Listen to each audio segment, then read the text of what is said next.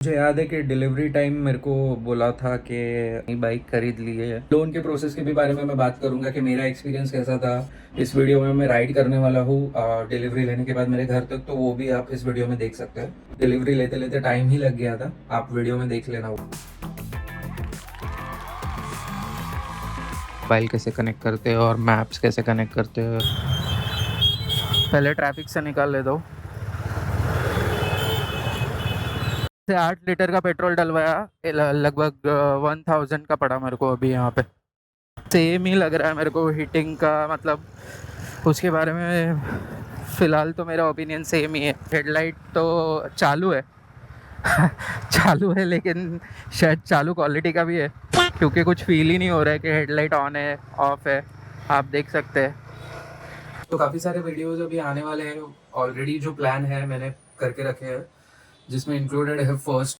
Hello guys, welcome to this new video. और ये video काफ़ी स्पेशल होने वाला है, क्योंकि ये वीडियो में मैं बात करने वाला हूँ जो मैंने कल के दिन, जो मेरी नई हिमालयन 450 है। टाइटल से आपको पता चल ही गया होगा कि मैंने नई बाइक खरीद ली है और उसकी मैंने कल डिलीवरी ली है और आज मैं ये वीडियो बना रहा हूँ। तो जैसे कि पिछला वीडियो में आपने देखा होगा कि मैं हंटर 350 जो मेरी पहली बाइक थी वो मैंने क्यों बेची, मतलब क्या प्रॉब्लम्स मैंने फेस किए उस बारे में। फिर नए लोग जो वो बाइक परचेज करना चाहते हैं उनके लिए भी वो वीडियो है, कुछ अच्छी बातें भी बोली है, तो वो वाला वीडियो सेपरेट है पिछला वीडियो। उस वीडियो में मैंने वीडियो के एंड में कहा था कि आप लोगों से कि अगर आपको कोई बाइक सजेस्ट करना चाहते हो तो आप वो बाइक मुझे सजेस्ट कर सकते हो कमेंट सेक्शन में। और बहुत से लोगों ने मुझे काफ़ी बाइक सजेस्ट भी की है, उसके लिए मैं बहुत बहुत थैंक यू बोलना चाहता हूँ उन लोगों को। बाइक सजेशंस में बहुत सी लिस्ट थी, जैसे बहुत लोगों ने मुझे हिमालयन 450 के भी बारे में बताया था, कुछ लोगों ने मुझे स्पीड 400X के भी बारे में बताया था, और ट्रैम की T4 के भी बारे में बताया था, होंडा 350 के भी बारे में बताया था, और KTM भी कुछ लोग बोल रहे थे 390। तो thank you for all your suggestions, it means a lot कि आप अपने फेलो बाइकर्स को हेल्प कर रहे हो in to making his decision regarding his new bike. So बहुत बहुत thank you for that. And उसके बाद मैंने काफ़ी न्यू बाइक्स के बारे में जो मैं नहीं हूँ अभी सेकंड बाइक लेने वाला था, तो उसके बारे में मैंने काफ़ी वीडियोस देखे, फिर बहुत से मैंने बाइक्स का टेस्ट ड्राइव भी लिया। टू बी ऑनेस्ट, मैंने स्पीड 400X का टेस्ट ड्राइव लिया था, हिमालयन 450 का टेस्ट ड्राइव लिया था, लेकिन उसके बाद मैंने TVS रॉनिन का भी टेस्ट ड्राइव लिया था कि कमेंट्स में वो भी बाइक सजेस्ट की थी, तो उसका भी टेस्ट ड्राइव लिया था। तो एज यू नो कि ये सब बाइक्स का टेस्ट ड्राइव लेने के बाद मेरा डिसीजन कंफर्म हो गया था कि मैं हिमालयन 450 ही लेने वाला हूँ। और मैंने हिमालयन 450 ही रॉयल एनफील्ड के पास से बुक करा दी थी, और मैंने हंटर 350 जब भी बेचने का डिसीजन लिया था तो मुझे पता था कि मैं रॉयल एनफील्ड वालों को ही वो हंटर 350 दे दूंगा और वही एक्सचेंज कर लूँगा हिमालयन 450 उनके साथ। तो एक जो मुझे अमाउंट मिला हंटर 350 का उन लोग के पास से, वो भी मैंने बताया था वीडियो में। 1,50,000 मिला और 5,000 एक्सचेंज बोनस में मिला। तो वो सारा चीज़ें मैंने डाउन पेमेंट में एडजस्ट कर दिया और हिमालयन ले ली। तो अभी इस वीडियो में हम बात करते हैं जो डिलीवरी का सब चीज़ें मैं यहाँ पे बताऊँगा कि डिलीवरी के टाइम क्या क्या चीज़ें होती हैं जो आप एक नई बाइक लेते हो, तो स्पेशली रॉयल एनफील्ड के शोरूम में आप बाइक लेते हो तब क्या क्या चीज़ें होती है, वो सब मैं बताऊँगा इस वीडियो में। और लोन के प्रोसेस के भी बारे में मैं बात करूँगा कि मेरा एक्सपीरियंस कैसा था फ्रॉम द शोरूम, क्या चीज़ें सब हुई, वो सब चीज़ों के बारे में भी मैं बताऊँगा इस वीडियो में। और मेरे जो फर्स्ट थॉट्स है इस बाइक के बारे में वो भी मैं इस वीडियो में मैं राइड करने वाला हूँ डिलीवरी लेने के बाद मेरे घर तक, तो वो भी आप इस वीडियो में देख सकते हैं। तो वो भी चीज़ें मैं बताऊँगा इसमें। मुझे याद है कि डिलीवरी टाइम मेरे को बोला था कि आप सेकेंड हाफ आ जाओ 3-4 बजे के बाद। तो लेकिन मैंने एक्साइटमेंट इतनी थी कि मैं शायद 1-2 बजे ही चला गया था लेने के लिए, और फिर देख रहा था कि बाइक वहाँ पे क्या सब हो रहा है बाइक के साथ, और जो एक्सेसरीज मैंने बोले थे वो लगे थे या नहीं, वो सब चीज़ें थी। तो मैं 1-2 बजे ही डिलीवरी लेने के लिए चला गया था, हालांकि डिलीवरी लेते लेते टाइम ही लग गया था, आप वीडियो में देख लेना वो।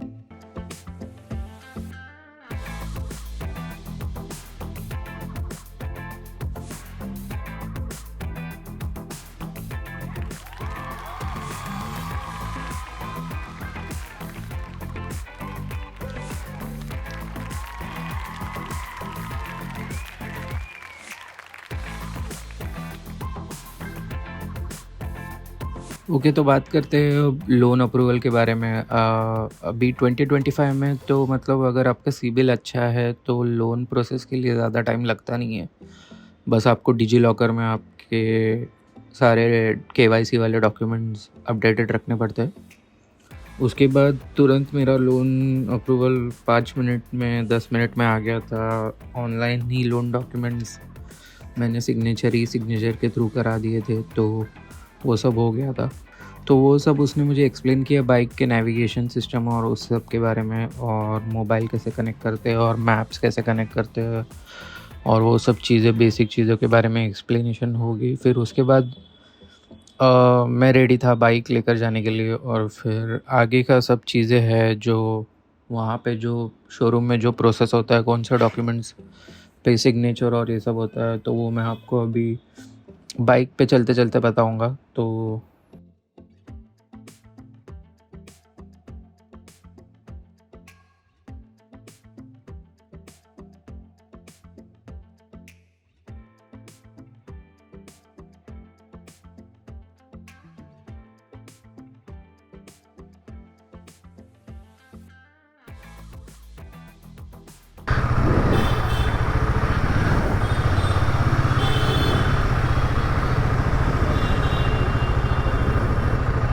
तो अभी ले लिए नई बाइक की डिलीवरी, और अभी सबसे पहले काम तो करना है कि जाके पेट्रोल भरना है, क्योंकि एज़ यू ऑल नो कि कितना कम पेट्रोल देते हैं वो लोग स्टार्टिंग में।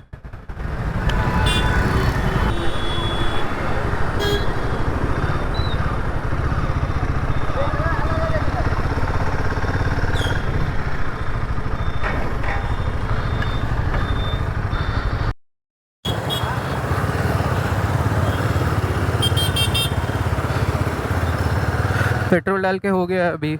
अभी मैंने अराउंड 7 से 8 लीटर का पेट्रोल डलवाया। लगभग 1000 का पड़ा मेरे को अभी यहाँ पे। एज 987 का कुछ तो भरा ही था, तो ठीक है, भरा ही होगा। बट अभी मैं सेकंड गियर पे चला रहा हूँ, और एक मुझे ऐसा लो एंड टॉक में इसका जर्क थोड़ा थोड़ा फील हो रहा है, बट आई गेस अभी मुझे यूज टू होना पड़ेगा इससे।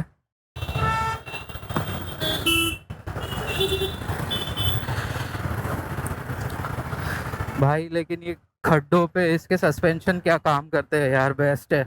मतलब पता भी नहीं चल रहा है कि खड्डे पे से गए। हाँ, खड्डे पे से मस्त जा रही है ना एकदम। तो अभी मैं आपको बताता हूँ कि डिलीवरी में कितना टाइम लगा और क्या क्या प्रोसीजर्स हुई थी सब डिलीवरी के टाइम पे। तो हम लोग लगभग आए थे डिलीवरी लेने के लिए अराउंड 4:30-5 बजे के आसपास। बट अभी बज रहे हैं 7, तो थोड़ा टाइम गया। तो मैं बताता हूँ लेकिन टाइम किस चीज़ में गया वो, क्योंकि मैंने जो रॉयल एनफील्ड हंटर जो दी थी वो यहाँ पे ही दी थी, जैसे मैंने पिछले वीडियो में बोला था। तो वो जो मैंने दी थी उसके बाद उसका जो एक्सचेंज करने के बाद जो अमाउंट मेरे को रिटर्न आनी थी, तो वो प्रोसेस कर रहे थे, और वो एज ए चेक मुझे दे रहे थे। तो वो चेक रिटर्न देने के लिए थोड़ा प्रोसेस में टाइम लगा। हालांकि बाइक का सारा प्रोसेस करके हो गया था ऑन टाइम। तो जैसे उनका इंश्योरेंस कॉपी दी उन्होंने मेरे को फाइनल, वो मैंने रख ली अपने पास।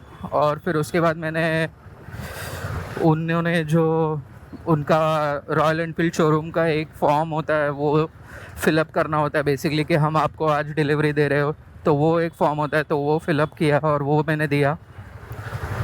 और फॉर्म फिलअप का यही था। फिर बाद में जो सेल्स वाला जो बंदा था उसने मुझे एक्सप्लेन किया अच्छे से कि क्या सब चीज़ें, ये रॉयल एनफील्ड का जो नेविगेटर है, नेविगेशन सिस्टम है, वो सब एक्सप्लेन किया उसने मुझे अच्छे से। सीट के बारे में बताया, और ऐसे ही बहुत सारी चीज़ों के बारे में बता रहे थे, बाइक्स के स्पेक्स और ये सब चीज़ों के बारे में। और बन पड़ी मेरे से। तो मुझे इसका क्लच, एक्सीलरेशन और इस पे थोड़ा हाथ बैठने के लिए थोड़ा टाइम जाएगा। तब तक एक्सपेक्टेड होगा मेरे से कि बंद पड़ेगी, क्योंकि इससे पहले मैं हंटर चला रहा था और अभी रॉयल एनफील्ड में मैं आ गया। देख सक रहे सिटी में अभी ये बम्पर टू बम्पर ट्रैफिक चालू है फ़िलहाल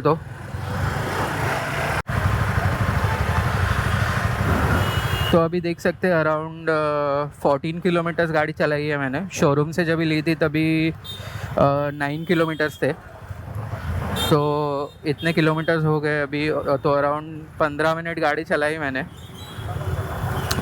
उसमें मैं फ्यूल भरने का जो टाइम था वो भी इंक्लूड कर रहा हूँ। तो वो भरने के बाद अभी आप देख सकते हैं कि उसके बाद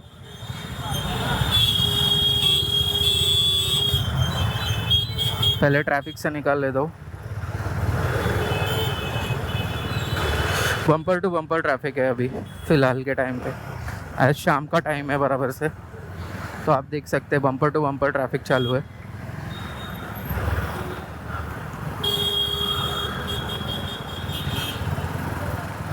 तो राइट साइड से मैं बोल रहा था कि राइट साइड से बाइक के मेरे को हीटिंग इशू अभी फील होने लगा है। हीटिंग इशू मतलब ये होता ही है, रॉयल एनफील्ड के सारे बाइक्स में ये इशू होता ही है 10-15 मिनट के बाद चलाने के बाद। बट यार बाइक बड़ी कंफर्टेबल है। मतलब मैंने अराउंड 15 मिनट से मैं गाड़ी चला रहा हूँ। इसका जो पोस्चर है बैठने का, सिटिंग पोस्चर है, बहुत अपराइट है। मतलब जो हंटर से और इस पे जब इसे स्विच किया है तो मेजर जो डिफरेंस मेरे को फ़ील हो रहा है वो मैं अभी आपको बता रहा हूँ। तो एक सबसे पहले जो बॉडी पोस्चर जो है वो काफ़ी अपराइट है, जिससे मेरे को ऐसा फ़ील हो रहा है कि बाइक के ऑन टॉप फील कर रहा हूँ मैं। मतलब कंट्रोल एक लग रहा है मेरे को पूरा ऐसा बाइक अच्छे से। और इसका जो वेट का इशू है वो है, मतलब पिकअप करते टाइम गाड़ी, मतलब जो साइड स्टैंड से मेन मतलब पिकअप करते हैं तभी साइड स्टैंड से बस मेन जब गाड़ी का वेट का इशू जो है वो बस साइड स्टैंड से हटाते वक्त ही फील होता है, बाद में से तो नहीं फील हो रहा है। तो बट उसके बाद जब ये गाड़ी पहले गियर पे दूसरे गियर पे चलती है तब वो वेट का इशू बिल्कुल भी फील नहीं होता। और क्योंकि मैंने सीट जो हाइट रखी है वो एकदम लोएस्ट पे रखी है, तो मेरे पैर बराबर से टच हो रहे हैं इस पर, तो वो भी कोई इशू नहीं फील हो रहा है मेरे को। बॉडी पोस्चर के बारे में मैंने बात की, जो मुझे मेजर फ़र्क पड़ रहा है बेसिकली अर्गोनॉमिक्स, जो हैंडल बार जिस तरीके से बैठा है, और सीट कंफर्ट भी इसका हंटर से अच्छा है, बड़ा है सीट इसकी वजह से, तो वो एक पॉइंट तो मुझे फ़ील हो ही रहा है। उसके बाद heating issue I feel Hunter का और इसका मैं अगर कंपेयर करने जाऊँ तो सेम ही लग रहा है मेरे को हीटिंग का। मतलब उसके बारे में फ़िलहाल तो मेरा ओपिनियन सेम ही है। तो बॉडी पोस्चर एक है और सीट कंफर्ट एक है, वो मुझे अभी फ़ील हो रहा है। उसके बाद मेन तो सबसे बड़ा अभी तक मैं बार बार बात करते ही आ रहा हूँ इसके बारे में कि सस्पेंशन इसका कितना प्यारा है। सस्पेंशन मतलब ऐसा है कि कोई भी स्पीड ब्रेकर और कोई भी खड्डों के ऊपर से मैं जा रहा हूँ तो फील ही नहीं हो रहा है मेरे को। तो सस्पेंशन जो है इसका टॉप क्लास है एकदम। मतलब जो बोलते हैं ना कि इससे बेस्ट सस्पेंशन किसी बाइक का तो मेरे को लगता नहीं है कि है करके, तो वो एक है।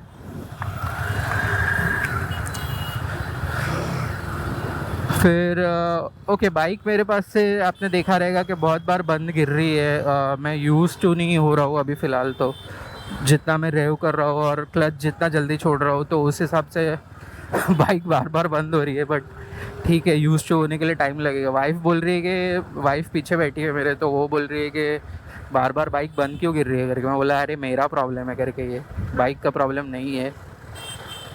तो वो एक है, उस पर मेरे को थोड़ा अभी हाथ बैठा एक बार बराबर से तो वो सेट हो जाएगा, तो वो एक है।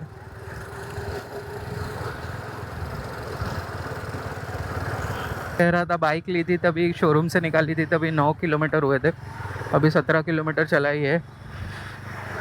और यस, हीटिंग इशू के बारे में है, अभी भी हीट हो रही है।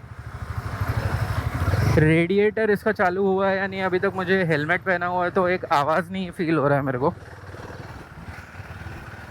तो चेक करता हूँ मैं। कि रेडिएटर का इधर जो फ़ैन है वो ऑन हुआ है या नहीं।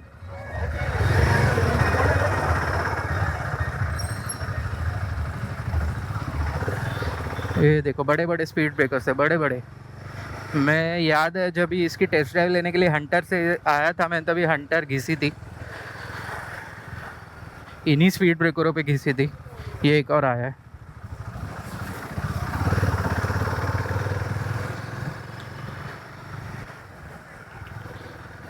हेडलाइट के बारे में बात करते हैं। इसके हेडलाइट तो चालू है चालू है, लेकिन शायद चालू क्वालिटी का भी है, क्योंकि कुछ फील ही नहीं हो रहा है कि हेडलाइट ऑन है ऑफ है। आप देख सकते हैं पिकअप जो इसका है वो यार, जो पावर जो है गाड़ी प्रोड्यूस कर रही है उससे मेरे को बहुत मज़ा आ रहा है। मतलब क्या फीलिंग जो ये आ रही है ना अभी बाइक चलाने की, मतलब वो सबसे बेस्ट है यार।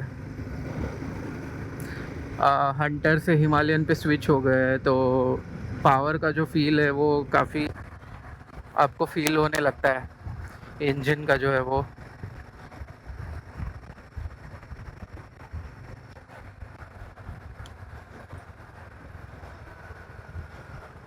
तो गाइज आपने देखा कि कैसे मैंने डिलीवरी के टाइम पे जो जो चीज़ें मेरे साथ वहाँ पे हुई, और फिर मैं बाइक लेके वहाँ से निकला तो मैंने हर एक चीज़ एक्सप्लेन करने की कोशिश की, लोड प्रोसेस, फिर वहाँ पे क्या क्या प्रोसेस होती है डिलीवरी के टाइम पे, वो सब चीज़ें मैं एक्सप्लेन करने की कोशिश की इस वीडियो में। और फिर फर्स्ट मेरा जो फीलिंग था रॉयल एनफील्ड जो हिमालयन 450 मैंने चलाने के बाद क्या मेरे को फर्स्ट टाइम जो फील हो रहा था कल के दिन मेरे को, वो सब मैं ट्राई कर रहा था बात करने की। तो काफ़ी सारे वीडियोज अभी आने वाले हैं, ऑलरेडी जो प्लान है मैंने करके रखे हैं, जिसमें इंक्लूडेड है फर्स्ट, तो उसमें जैसे फर्स्ट ब्रेकफास्ट राइड के लिए मैं निकलने वाला हूँ तो उसका भी एक वीडियो आने वाला है। फिर उसके बाद मैं एक बड़ी राइड के लिए भी जाने वाला हूँ तो वो भी आने वाला है। फिर उसके बाद हिमालयन के बारे में मैंने क्या क्या एक्सेसरीज लगाया है उसके भी बारे में वीडियोस मैं बनाने वाला हूँ। फिर पीडीआई भी जो मैंने किया है, मैंने डिलीवरी के टाइम पे कल मैंने एक इंस्पेक्शन भी किया था दोपहर को, तो वो भी मैं बताने वाला हूँ। तो प्लीज़ बने रहिए, तो चैनल को सब्सक्राइब करें और बेल नोटिफिकेशन भी दबाएं, तो जो मैं नई वीडियोस अभी पोस्ट करते रहूँगा वो आप तक तुरंत पहुंचे। तो thank you for watching this video.